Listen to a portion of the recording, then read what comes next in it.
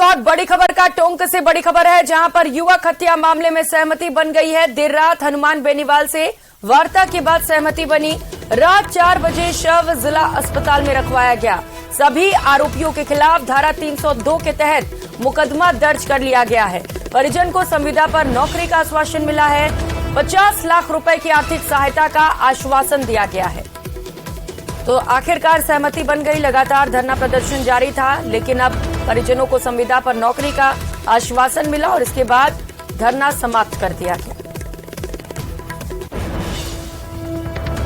तो सहमति बन गई है। तस्वीरें उस दौरान की आपको दिखा रहे हैं जब लगातार प्रदर्शन किया जा रहा था। देर रात यहां पर हनुमान बेनीवाल भी पहुंचे और उन्हीं से वार्ता के बाद बताया जा रहा है कि सहमति बनी है। रात के 4 बजे शव जिला अस्पताल में रखवाया गया। सभी आरोपियों के खिलाफ धारा 302 के तहत मुकदमा दर्ज कर लिया गया है।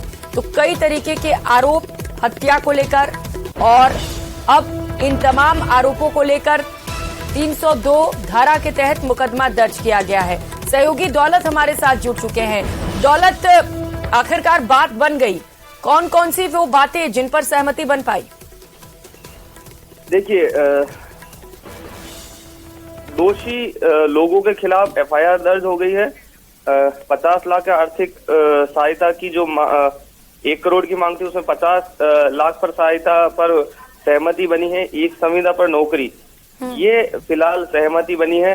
हनुमान बेनीवाल और एसपी और कलेक्टर देर रात धरना स्थल पर इन चीजों की घोषणा की है और शव जो था शंकर मीणा का, उसको रात 4 बजे यहाँ सादत अस्पताल की मोर्चरी में रखवा दिया गया है। कुछ पुलिस कर्मियों को हटाने की बात हुई, हालांकि वो किन किन पुलिस कर्मियों को हटाया जाएगा वो एसपी के आदेश के बाद ही जानकारी मिलेगी। कुल मिलाकर के जो 2 दिन डोडवाड़ी गांव में बजरी लीज धारक के खिलाफ जो लेकर के बड़ा आंदोलन था, हनुमान बेनीवाल का इंतजार 2 दिन के बाद में आखिर वो आए। हालांकि उन्होंने कहा कि सुबह तक मैं यही हूं, लेकिन अब रात को 4 बजे शव यहाँ रखवाया गया है। क्या वार्ता रात को हुई है वो थोड़ी देर बाद में जानकारी मिलेगी, लेकिन पूरे मामले में अब सुलह बन गई है और शव को सादत अस्पताल की मोर्चरी में रखवा दिया है और मामला शांत है। बिल्कुल। और दौलत, जिस तरीके से ये पूरा मामला है बेहद गंभीर है, क्योंकि यहाँ पर खनन माफिया तो एक तरफ है ही, दूसरी तरफ पुलिस भी उनके साथ मिली हुई है, जैसा कि आरोप लगाया जा रहा है। ऐसे में जरूरी हो जाता है कि डिटेल जांच हो। क्या जांच को लेकर कोई कार्रवाई की जा रही है वहां पर? बिल्कुल। हनुमान बेनीवाल जब पहुंचे थे तो उनका सबसे पहला यही था कि मैं आया हूं यहाँ, दोबारा पुनरावृत्ति नहीं होनी चाहिए ऐसी घटना की। और रात को भी जब 4 बजे सहमति बनी थी तो उसी समय एसपी और कलेक्टर मौजूद थे और हनुमान बेनीवाल का यही कहना था कि शंकर मीणा को भले ही न्याय मिलने की बात हो रही है, लेकिन मुझे दोबारा यहाँ नहीं आना पड़ा। हनुमान बेनीवाल जब आए थे देर शाम 5-6 बजे, जब उनकी मीडिया से बातचीत हुई तो उन्होंने कहा कि राजधानी पर पूछ करेंगे, हाईवे जाम करेंगे अगर शंकर मीणा को न्याय नहीं मिलता है तो। और उनका यही कहना था, ये एक आखिरी नहीं है, पूरी लड़ाई है, इसको हम लड़ेंगे। हालांकि सरकार के खिलाफ उन्होंने जमकर हमला बोला। साथ ही बीजेपी पर भी उन्होंने कहा कि सभी सरकारें जो है वो इस लीज धारक जो बजरी माफिया है उनके साथ मिली हुई है। हालांकि उन्होंने जो आरोप लगाए वो अपनी जगह है, लेकिन पूरी राजनीति जो पूरे इस घटनाक्रम में हुई थी वो राजनीति दौलत, ये मामला राजनीतिक रूप लेते हुए भी नजर आया। हालांकि ये बड़ी बात है और बड़ा अपडेट कि फिलहाल इस प्रदर्शन को खत्म कर दिया गया है, लेकिन आगे दोबारा इस तरीके के मामले सामने ना आए, क्योंकि बेहद गंभीर ये मामला हो जाता है जब पुलिस का इन्वॉल्वमेंट नजर आए। ऐसे में डिटेल जांच भी जरूरी है। बहुत शुक्रिया आपका तमाम जानकारियों के लिए। और दौसा से बड़ी खबर सामने आ रही है। NH21 पर भीषण सड़क हादसा हुआ है। कंटेनर ने जुगाड़ को टक्कर मार दी। भीषण हादसे में 2 लोगों की मौत हो गई है, 20 लोग घायल बताए जा रहे हैं।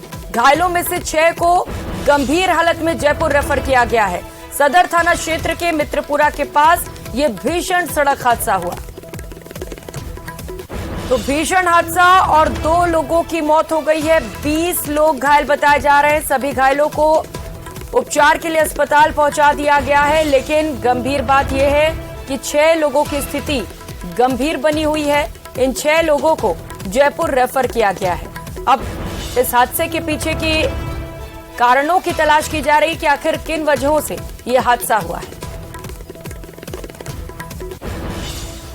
तो कंटेनर ने जुगाड़ को टक्कर मारी और इसके बाद हादसे में दर्दनाक 2 लोगों की मौत हो गई है, जबकि 20 लोग घायल हुए हैं। घायलों को इलाज के लिए अस्पताल पहुंचाया गया है। सहयोगी आशीष हमारे साथ जुड़ चुके हैं।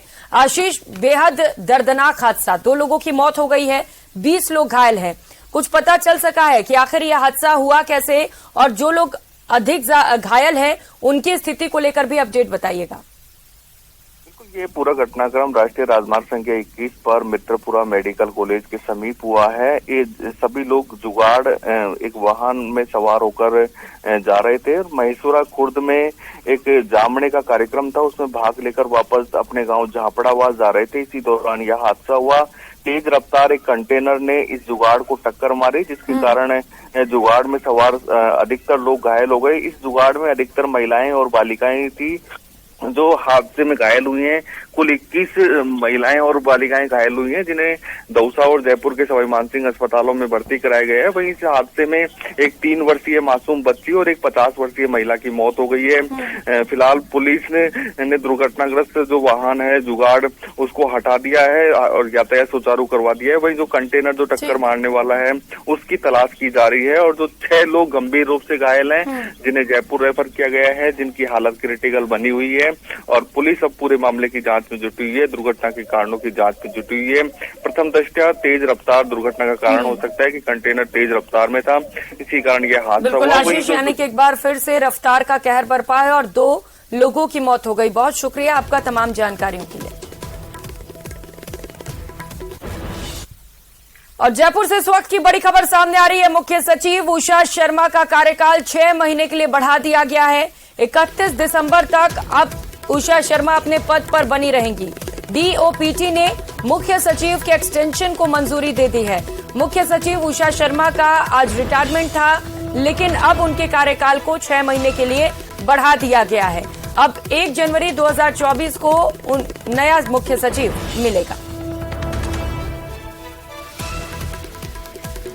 तो उषा शर्मा, जिनका आज रिटायरमेंट था, आज वो रिटायर होने वाली थी, लेकिन अब चूंकि एक्सटेंशन कर दिया गया, उनके कार्यकाल को बढ़ा दिया गया है।